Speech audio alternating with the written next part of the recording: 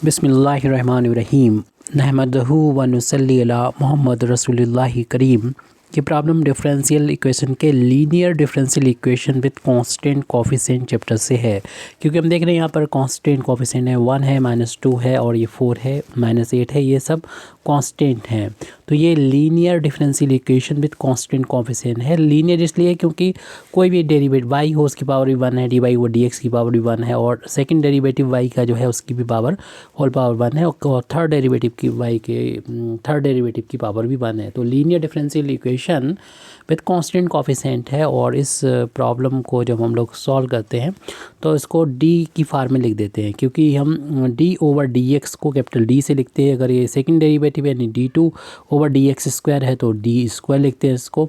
अगर ये third derivative है dq/dx³ है तो इसको हम dq लिखेंगे। तो इस वाले इक्वेशन गिवन डिफरेंशियल इक्वेशन को हम इस तरीके से भी लिख सकते हैं, dq/y -2 times d² plus 4 times dy -8 y = 0। और राइट हैंड साइड में y को हम जब बाहर ले लेंगे तो मिलेगा हमको dq माइनस का 2d² प्लस का 4d बचेगा माइनस का 8, क्योंकि हमने y को यहाँ ले लिया। ये ऑपरेटर हो गया जो y पर ऑपरेट होके ये हमको वैल्यू प्रोवाइड करेगा। तो इस डिफरेंशियल इक्वेशन को सॉल्व करना है। वैसे इस तरीके की जो डिफरेंशियल इक्वेशन होती है उसके दो पार्ट होते हैं, y = कम्प्लीमेंट्री फंक्शन। ये जनरल सॉल्यूशन हम निकालते हैं तो इस तरीके से निकालते हैं पर्टिकुलर इंटीग्रल। लेकिन राइट हैंड साइड में चूँकि 0 है तो पर्टिकुलर इंटीग्रल की वैल्यू हम लोग फाइंड करेंगे जो 0 के बराबर आएगी। यानी मेन फोकस जो होगा वो कम्प्लीमेंट्री फंक्शन पर ही होगा, यानी कम्प्लीमेंट्री फंक्शन ही इसका जनरल सोल्यूशन होगा। तो कम्प्लीमेंट्री फंक्शन हम लोग फाइंड कर रहे हैं, और कम्प्लीमेंट्री फंक्शन को फाइंड करने के लिए लिखना होती है इस डिफरेंशियल इक्वेशन की एक्सिलरी इक्वेशन। तो इट्स एक्सिलरी इक्वेशन, यानी एक्सिलरी का मतलब होता है हेल्पिंग। एक्सिलरी इक्वेशन जो इसके हेल्प से हम लोग कम्प्लीमेंट्री फंक्शन को फाइंड करते हैं। तो इसके लिए क्या करना होता है, y का जो कोफिशिएंट जो d का फंक्शन होता है और d की जगह पर m पुट करना होता है, m³ माइनस का 2m² प्लस का 4m माइनस का 8, और राइट हैंड साइड में रख देंगे 0 के इक्वल। और इसके फैक्टर करने के लिए हम रफ पर जो है जैसे 8 है तो 8 के 1 से डिवाइड होता है 2 से 4 से और खुद 8 से। तो हम पहले तो m की वैल्यू प्लस का 1 यहाँ पर रखते हैं, और नहीं तो फिर अगर 0 नहीं आता है तो -1 रखेंगे, फिर +2 रखेंगे, -2 रखेंगे, इसी तरीके से एंड सो ऑन। तो हम 1 रखा यहाँ पर m की जगह पर, तो 1 का क्यों 1 होता है, -1 का स्क्वायर 1 होता है, 2 से इंटू करेंगे 2 आ जाएगा, +4 × 1 4 हो जाएगा, क्योंकि m की वैल्यू हम पहले 1 रख के देख रहे हैं यहाँ पर -8। तो प्लस के तो ये 5 हो जाएंगे और माइनस के 10 आ रहे हैं, यानी 5 प्लस के माइनस के 10 -5 आ रहा है, 0 नहीं आ रहा, यानी इससे हमारी बात नहीं बनी है। तो m = हम इसी तरीके से -1 देखेंगे, उससे भी नहीं होगा काम। m = 2 देख रखेंगे, जब 2 रखेंगे यहाँ पर 2 का क्यूब 8 होता है, माइनस यहाँ पर 2 का स्क्वायर 4, और फिर 2 से इंटू करेंगे 8 आ जाएगा, +4 × 2 करेंगे 8 हो जाएगा, और 8 देख रहे हैं ये सभी कैंसिल होके 0 के बराबर आ जाएगा। जो कि इसका मतलब ये हुआ कि m = 2 रखने, 2 को जब बदल ले जाएंगे तो m-2 मिलेगा। तो m-2 यानी इसका एक फैक्टर है। तो m-2 इसका अगर एक फैक्टर है तो बाकी के फैक्टर निकालने के लिए इसको डिवाइड करेंगे,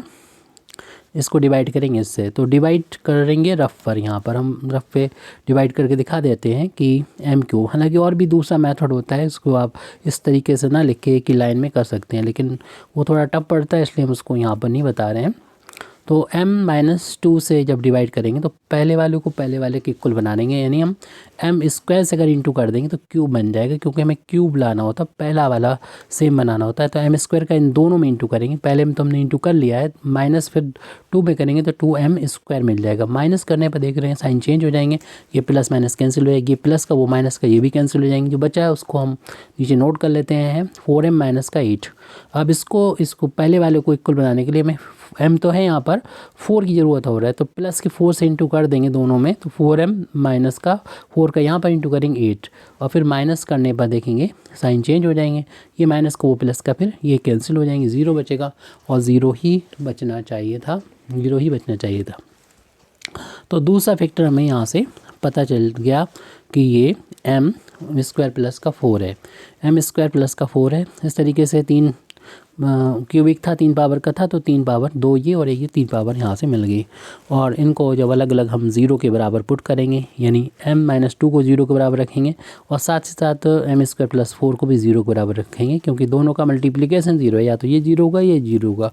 तो इससे m की वैल्यू यहाँ से 2 मिल रही है और इसमें m की 2 वैल्यू मिलेंगी। और तो m² = 4 को जब राइट हैंड साइड में ट्रांसपोज करेंगे -4 हो जाएगा, तो m की वैल्यू फाइंड करेंगे, स्क्वायर हटाएंगे तो स्क्वायर रूट लग जाएगी, इसकी 2 वैल्यू होती प्लस माइनस -4 पे स्क्वायर रूट लगा है। -4 को हम लिख सकते हैं, ये तो हमारा यहाँ तक रफ का काम था, वो अलग कर दीजिए। तो m = प्लस माइनस चल रहा था, स्क्वायर रूट -4 था तो -1 × 4 लिख देंगे, 4 स्क्वायर रूट से बाहर आ जाएगा 2 की फॉर्म में। तो m की वैल्यू यहाँ पर हो जाएगी इस तरीके से, प्लस माइनस का 2 और स्क्वायर रूट -1। हम लोग जानते हैं स्क्वायर रूट -1 जो होता है वो i से लिखते हैं। इस तरीके से m की हमें 3 वैल्यू मिल गई, m बराबर 2 मिली है और प्लस माइनस का 2 मिली है, और जो इमेजिनरी वैल्यू मिली है यहाँ पर यानी कंजुगेट की फॉर्म में मिली है, तो उस में जब मिलती है और जो रियल मिलती है तो इसमें जो कम्प्लीमेंट्री फंक्शन लिखने का तरीका थोड़ा सा अलग हो जाता है।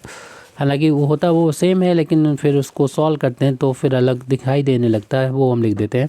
तो इसके लिए लिख रहे हैं 2c1 e⁻, पहले m की वैल्यू, फिर x जो इंडिपेंडेंट वेरिएबल होता है हमारा उससे मल्टीप्लाई कर देते हैं, y डिपेंडेंट वेरिएबल है, x इंडिपेंडेंट वेरिएबल है, फिर प्लस करके इन, चूँकि यहाँ पर m की 2 वैल्यू हैं, दोनों वैल्यू का इकट्ठा हम लिख सकते हैं। 2 तरीके हमारे पास हैं दोनों में से, जैसे एक तरीका तो ये होता है, वैसे भी लिख सकते हैं c2 cos ऑफ c1 के बाद c2 उसके cos ऑफ, और i का कोफिशिएंट 2 है उसमें x से मल्टीप्लाई करके c3 जोड़ दी, एक तरीका तो ये है।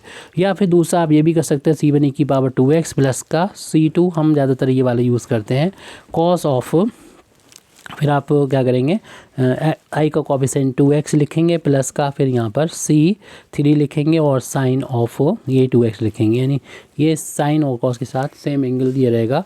जो i का कोफिशिएंट है उसमें x से मल्टीप्लाई कर देंगे, और ये m की 3 वैल्यू है, तीनों वैल्यू के करस्पॉन्डिंग ये कांस्टेंट आ गया।